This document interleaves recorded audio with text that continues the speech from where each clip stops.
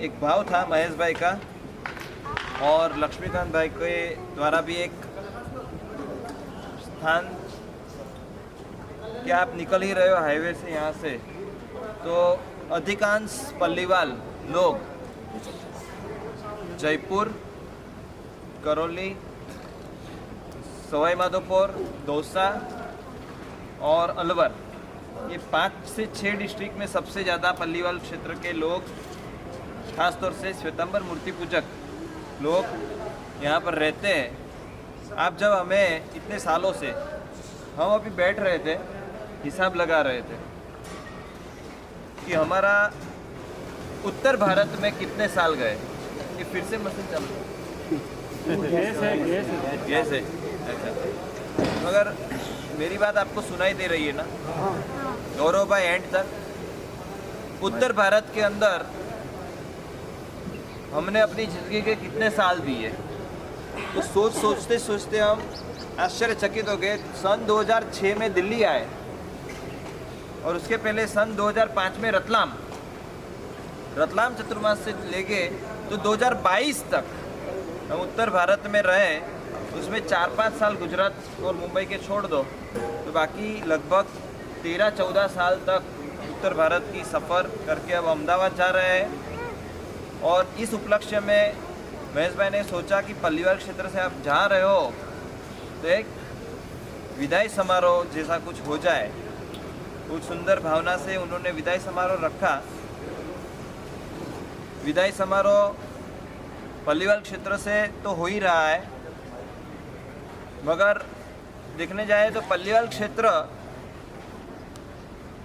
वाले, चाहे आप लोग हो, गृहस्थ लोग हमेशा नसीबदार है। एक दृष्टि से हमें यदि आप लोगों को मिलना है तो कितनी सफ़र तय करनी पड़ती है, कितना टाइम निकालना पड़ता है। यदि आपको हमें मिलना हो तो हाँ, घंटों में, दिनों में, कुछ दिनों में, कुछ मिनटों में, कुछ घंटों में आ सकते हो। और ऐसी अवस्था के अंदर आप लोग जब चाहो तब मिलने आ सकते हैं। हम जब चाहे तब पल्लीवाल क्षेत्र में आ नहीं सकते। और इस स्थिति के अंदर हम अहमदाबाद जा रहे गुरुदेव श्री के चरणों में। हमारा 11 साल के बाद चतुर्मास होने जा रहा है। बहुत सुंदर बात है। मैं अभी यहाँ पर बैठा था और मैं सोच रहा था पल्लीवाल क्षेत्र ने कितनी चीज़ें हमें दी, बहुत सारे अनुभव दिए। और सबसे बड़ी बात, हम जब दिल्ली में थे तो हमारे गुरुदेव श्री के मिशन में हमें बल देने के लिए अलग अलग श्रावक रहने के लिए आ रहे थे। कुछ 7 दिन के लिए रह जाते थे, कोई 3 दिन के लिए रहते थे।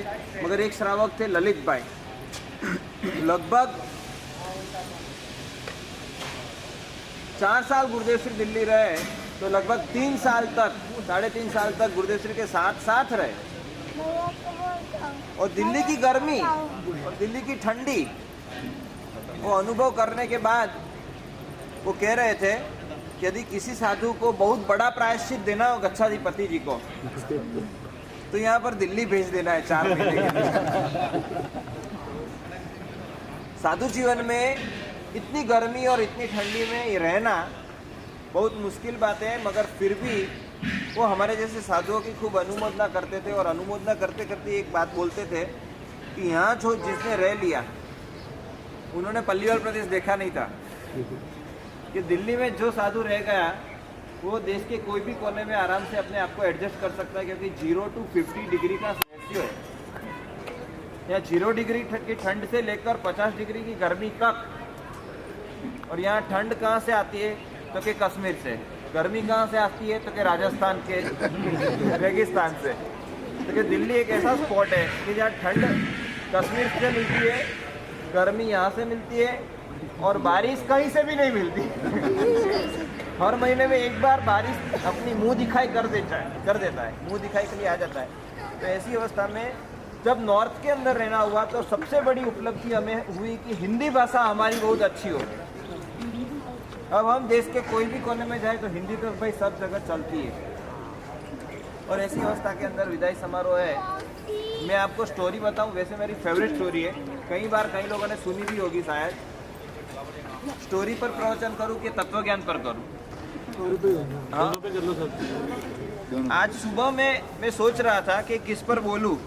11:40 हो गई है टाइम, आधा घंटा। आज संडे था और मैंने सुना कि यहाँ पर तो स्टाफ वाले भी बैठे हैं, तो नॉन जैन्स भी है। कौन कौन नॉन जैन से हाथ जरा खड़ा करें, मुझे पता जो जैन हाथ- है, जो जैन नहीं है हाथ जो खड़ा जैन करें। नहीं है स्टाफ में वाह, बहुत सारे। तो मैं आज स्टोरी से ही स्टार्ट करता हूँ, मेरी फेवरेट स्टोरी। और कई बार ये स्टोरी का बेस क्या है पता है? बेस ये है कि कई बार हम लोग कहते हैं कि धर्म करने से सुख मिलेगा कि धर्म करने में सुख मिलता है। ये दो क्वेश्चन का आंसर दो। आप लोग जितने भी यहाँ पर बैठे हैं, मुझे एक प्रश्न का जवाब दो। धर्म करने से सुख मिलता है, ये आपकी मानसिकता है कि धर्म करने से दुख मिलता है? ये आपकी मानसिकता है, पहले क्लियर करो। धर्म करने से सुख मिलेगा, ये आपकी मानसिकता क्लियर है कि इसमें भी कोई क्वेश्चन है? किसकी क्लियर है? हाथ खड़ा करो। धर्म करने से सुख, हंसने वाले सभी पर खड़ा कर देते ये महेश भाई को मेरा अनुभव हो गया है कि जब आप क्वेश्चन पूछते हो, रोहित भाई वकील की तरह जब क्वेश्चन पूछते हैं तो लगता है कि कहीं फंस ना जाए।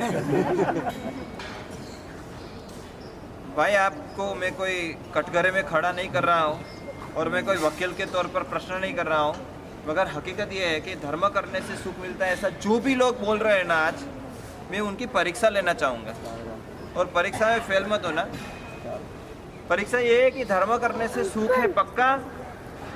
पक्का? तो इतना बताओ कि नीति के मार्ग से कर दो। जल्दी करोड़पति बनने को मिलेगा कि अनीति के रास्ते से जल्दी? इसका अर्थ क्या है कि साहब नीति के रास्ते से ही सुख मिलेगा, धर्म के रास्ते से ही सुख मिलेगा, मगर ये जो मगर आता है ना, धर्म के रास्ते से सुख है, ऐसा बोलने वाले को मैं पूछूंगा कि ज्यादा 24 घंटे में ज्यादा धर्म को दिए जा रहा है समय कि अधर्म को जा रहा है?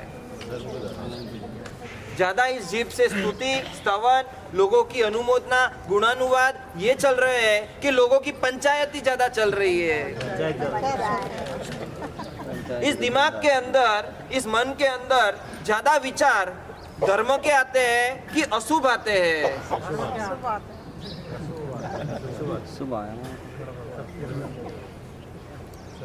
आप समझो, धर्म इतना सरल होता तो यहाँ जितने भी बैठे वो एक भी मेरे सामने नहीं होता, वो सब मोक्ष में बैठे होते।